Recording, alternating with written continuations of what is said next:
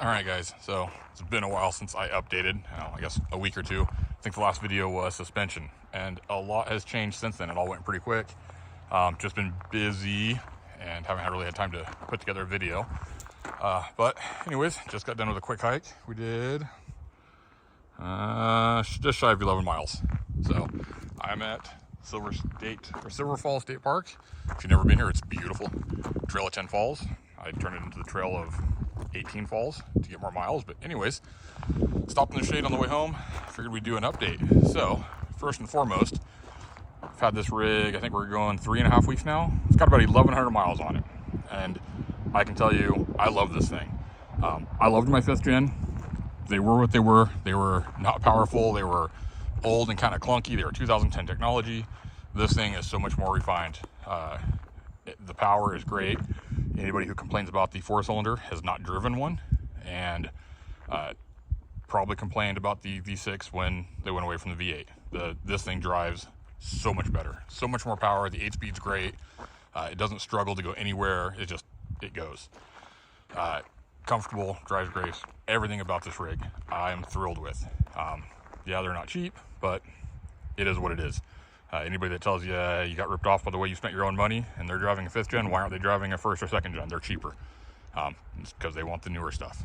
But nonetheless, since the last video, windows are tinted.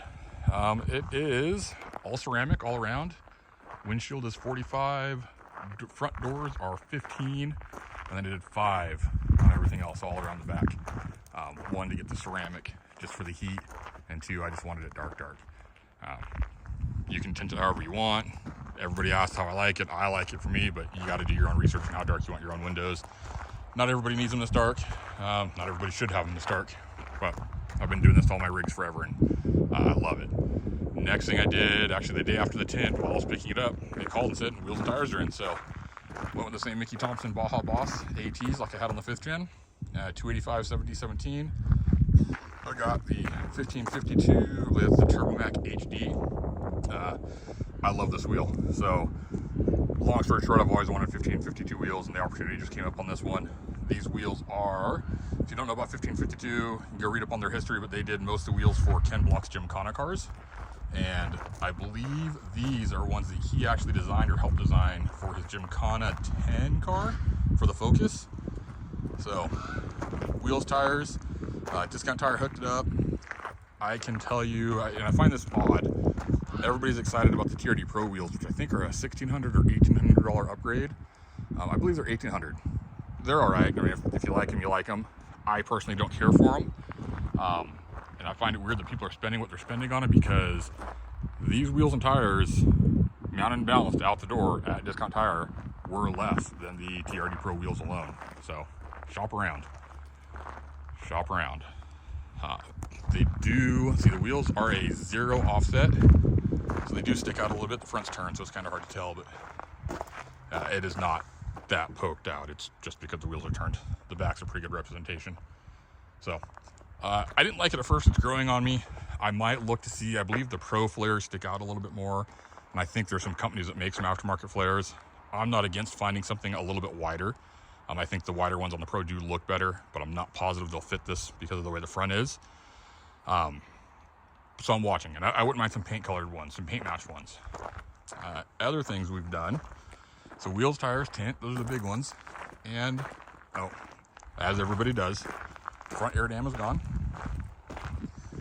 And I hemmed and hawed about it. It actually started to grow on me, and one night I just said screw it, went and took it off. It takes, 10 minutes to take it off if you do it carefully, and 10 minutes to put it back on if I would want it back on there. Up in the air about the running boards. They too are growing on me. I've actually been using them. I've noticed anybody who rides with me uses them. They're protecting the paint. I'm kind of watching. Nobody makes a rock rail that I like. If somebody makes one that's sleek, I might do rock rails instead. The other thing is a rack system. I haven't picked out a rack system yet. The shape of the 6th gen roof doesn't lend to roof racks well. The 5th gen looked awesome with the Prinsu. I think the Prinsu just enhanced the body. Every rack I've seen for the 6th gen, the way the front curves down, it's so thick. It doesn't look right. None of them look right to me. So kind of keeping my eye open for a trail hunter basket. I think I would like that, but we'll see what pops up. I do need to get something because I got some stuff I need to go up there. So another thing, realized right away that this didn't come with mud flaps. So with the tires, I was like, hey, we're gonna throw some rocks. So started researching mud flaps. I'm a fan of the OEM fitment, so went with factory TRD Pro mud flaps instead of just the regular TRD, because they are wider. They actually come out, they don't cover these tires, but they come out like an inch or an inch and a half further. So they fit, they're easy to install. You got to take your back tire off to do it because you got to drill a couple holes, but I'm not sure why people are freaking out about that. If you can't take your tire off to install a mud flap, what do you do when you get a flat tire? Just take the dang thing off, drill the holes and be done. Let's see, another thing we did, took the Miso hitch light that was in my 5th gen, threw it on this one last night. I actually had to make a harness.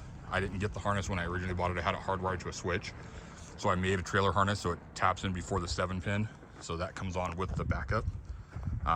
Once I figure out a lighting system and a controller, I'll probably put it on a switch as well, because I like to be able to control it. Back window, again, super dark. And let's just open up the back. It's probably messy because, like I said, I just went hiking.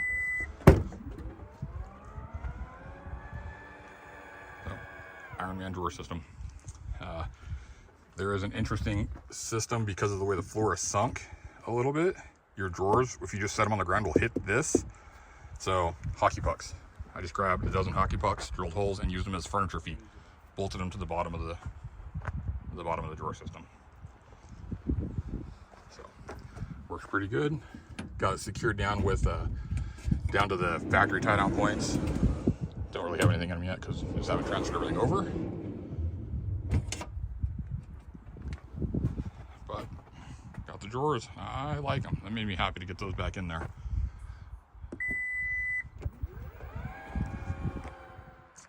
Alright, so like I said, aside from that, haven't done anything else. I did get my personalized plates transferred over. I just haven't put them on yet. Everything else is good. Suspension is still good.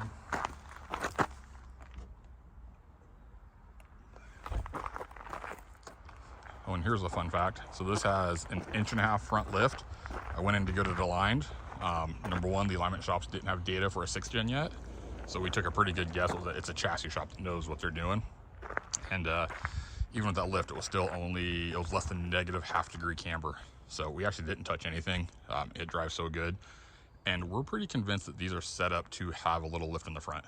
The 5th gen, the control arms were level with no lift. And that's why any lift in the front made it ride a little bit harsher. I think that they set these up to ride stock height as the Pro and the Trail Hunters do. So, because with the 1.5 inch, control arms are level. So there is that. It was also kind of neat the chassis shop asked who did the lift, because everything's, I don't know if you can see it in there, torque marked and paint marked. They were impressed. I said I did that because I just wanted it to look factory. All right, and lastly I can say on the color Underground, I love the color, but it is a dirt bag. I literally washed it yesterday morning, and given I've been on job sites and out hiking, it is covered in dust and it shows. It's driving me crazy. I'll probably go home and hose it off again because I just like to have a clean rig. This thing kills bugs like crazy, but I've been driving through lots of farmland. Aside from that, Underground, the color's great. Like it. So future mods, I have a 6th element cold air intake coming to see how that plays out. I do have the entire TRD Pro upper and lower grill in my garage. I just got to figure out lighting for it and the camera movement and all that stuff. Once I have everything gathered, I'll do the swap. I'm not in any super big hurry. I would like to get the fog lights in more sooner than later, and it doesn't make sense to do just those, so I got to sort those out because I need a little more light. Inside, one thing I didn't mention when I had the tint done,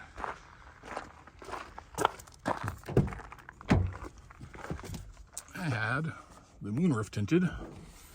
I believe we just did a layer of 35 on it. 35 over the factory tint just to get that ceramic on there to take the heat down from the sun. Matches the front windows pretty well, and it all worked out. So, you know, it's dark. The camera is going to make it look funny, but it's hard to even see out of. You cannot see in, which is how I wanted it. So aside from that, guys, just wanted to give the update. You know, it's coming along. Honestly, not going to do a whole lot more to it. Once I get the rack on there and the lights, it's kind of set for a while. I'm just going to go out and use it and enjoy it. But wanted to throw that out there, and we'll see you guys on the next one.